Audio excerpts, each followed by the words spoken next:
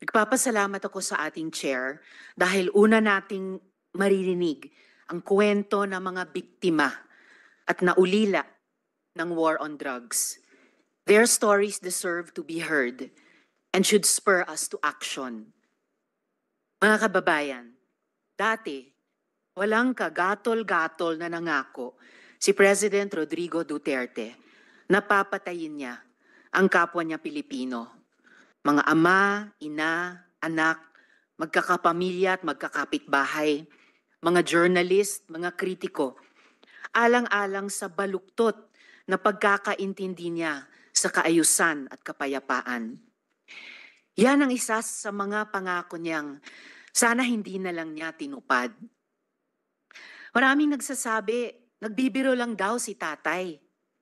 Pero sa ngayon, hindi tayo nandito para magtalo pa kung anong ibig niyang sabihin sa libo-libong beses na sinabi ni President Duterte na papatayin niya tayong mga Pilipino. Today, we will take him at his word. Ngayong umaga, iimbestigahan natin ang madugong war on drugs at ang mga batas at polisiya na nagpahintulot dito. Malaking bagay po ang partisipasyon ni dating Pangulong Duterte bilang chief architect ng giyerang ito.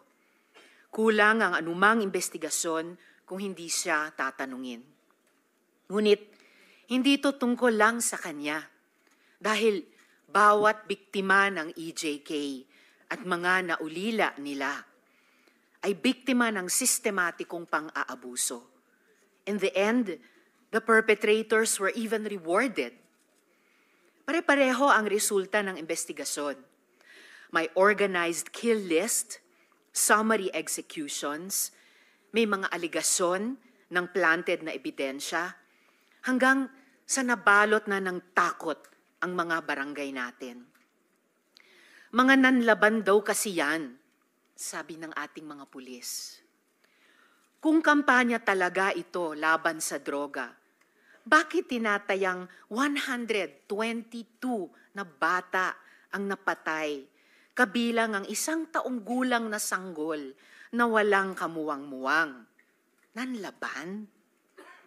Yung 32 na namatay sa Bulacan sa loob ng iisang gabi noong 2017, lahat ba yon nanlaban? Talaga? Yung 26 kataong patay sa isang gabi rin noong 2017 sa Maynila naman, nanlaban. Para sa maraming biktima, hindi madali ang manindigan para sa kanilang mga karapatan. Kaya sa kasagsagan ng war on drugs noong 2017, hinawakan ng aking opisina ang kaso ni Kian de los Santos at kinupkup namin ang mga testigo sa kanyang pagpatay, kasama ang mga menor de edad. Nawa, sa pamamagitan ng hearing na ito, masimula ng pagkamit ng hustisya at paghihilom para sa kanila at sa iba pang biktima. At sa lahat ng nagsasabi na ang war on drugs ay parusa daw para sa mga naliligaw ang landas, my message to you is this: there is no honor in punishment like tokhang. It should not be an honor to be called the Punisher when thousands of innocent people, including babies, have died in your name. Hindi kailanman ipagmamalaki ng mga Pilipino ang war on drugs na yan.